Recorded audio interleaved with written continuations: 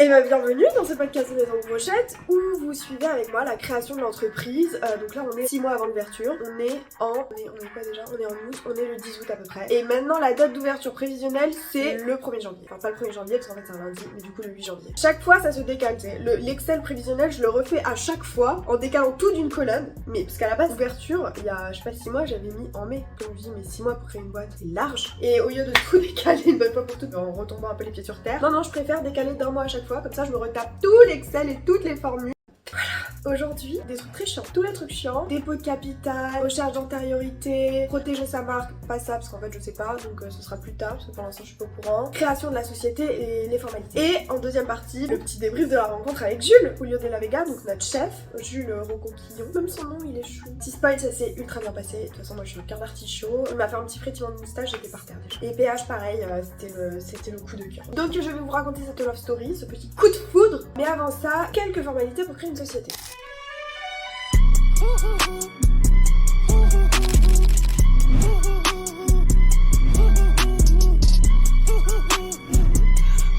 La première, c'est créer la société. Donc là, il n'y a pas trop de façon. Soit tu le fais toi-même, soit tu passes par un prestataire ou un site qui le fait pour toi. Le site le plus connu, c'est Legal Place, mais il y en a d'autres. L'avantage avec Legal Place, c'est que déjà, ils ont déjà créé 50 000 sociétés, du coup, tout va bien. Et en plus, ils ont un petit full package intégré où ils te font le conseil du juridique, ils te proposent de faire la compta, et le prix est vraiment sympa. Ils te proposent de faire le dépôt de capital, enfin, tu vois, ils ont un partenariat pour tout, donc c'est vraiment la solution intégrée si t'as pas envie de te faire. Voilà, devinez quoi? J'ai choisi Legal Place. J'avais un pote qui m'avait proposé de mais je peux te le faire moi si tu veux, c'est rien, faut juste aller à la chambre de commerce de Paris, faire 6 ans la queue, apporter les papiers, non.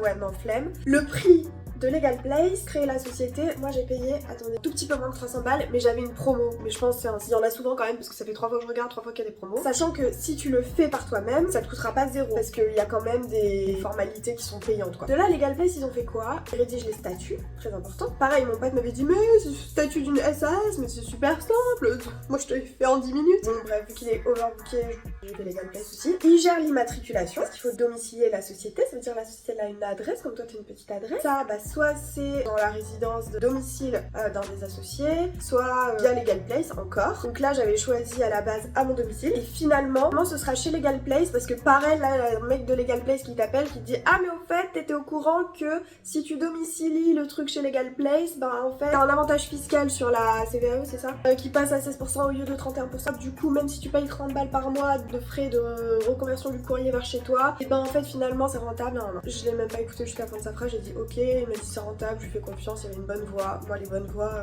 ça m'inspire. Donc la domiciliation, du coup ce sera là-bas. Il te gère ton courrier. Les pièces à leur envoyer, c'est vraiment rien. J'étais choquée. Pour faire des fois une simple formalité, il faut envoyer tout ton livret de naissance sur 4 générations. Là, pièce d'identité des associés, justificatif des domiciles des associés. Il faut quand même prendre 2-3 décisions. Il faut choisir ton régime de TVA, si c'est mensuel, si tu payes tout à l'avance moins cher ou si tu payes au mois le mois, mensuel, annuel, ta date de clôture. En général pour un business comme les restaurants, faut prendre mensuel. Ah oui, et savoir qui est le président de la société. Sachant que ça implique quoi?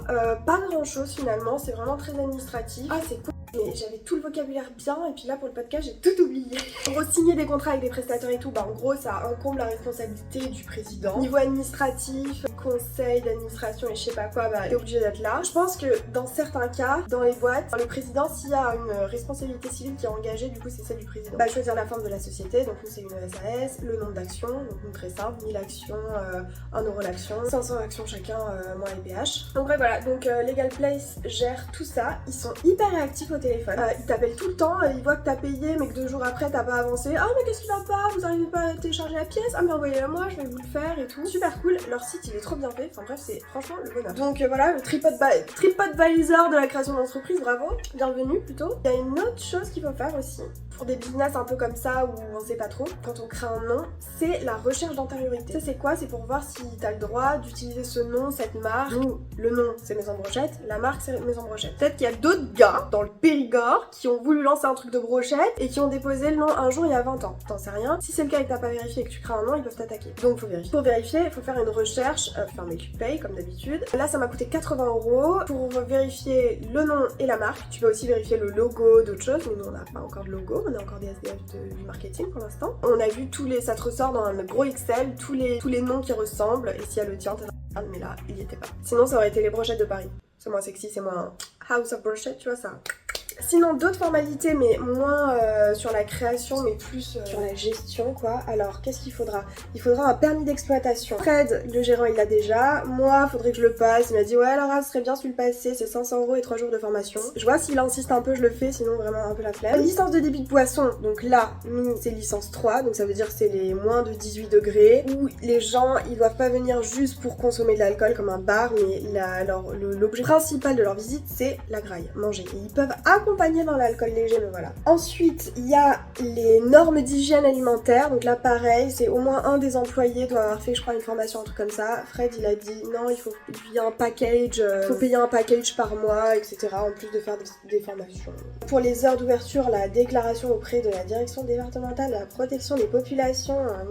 Bref. Respecter les horaires d'ouverture du département, arrêté préfectoral. 6 terrasses, demander à la mairie une autorisation d'exploitation du domaine public. Et enfin, le plus important, le son, la SACEM. La SACEM, je sais pas, je me suis pas encore mis dessus, ça je vous ferai une vidéo à part. Moi j'ai noté 300 balles la SACEM, 300 balles par an je crois, pour pouvoir passer du Burna Boy chez Maison Bro Bro, voilà. Résumé, Vive Legal Place, franchement j'ai rien foutu. J'ai répondu à 3 questionnaires, ils m'ont relancé au téléphone toutes les 3 secondes et voilà. Le dépôt de capital, j'ai fait aussi via Legal Place, puisqu'ils sont connectés à Shine, c'est une banque, hyper simple. Et la compta, Legal Place. Alors à la base ils t'annoncent un 85 € par mois, finalement c'est pas 85 € par mois parce que t'as un supplément pour t'as du cash, c'est plus 15 € par mois. Si c'est un restaurant c'est plus 50 € par mois, comme ça c'est gratuit, c'est pour nous, c'est le prix de la joie de manger. Et si t'as TVA mensuelle, c'est plus 30 € par mois, 35 € par mois, je sais plus. Bref, résultat des courses, c'est pas du tout 85 €, mais ça restait très bien au niveau du prix. Alors, la rencontre avec Julio. Comment vous dire? Le but, c'était donc, Jules, c'est le chef, il a fait des entretiens avec Fred au téléphone, Fred, il est en Allemagne, et donc là, il fallait qu'on le rencontre pour first date, finalement. Donc, lieu du date, à la base, on voulait aller à la Perruche. Au final, il y a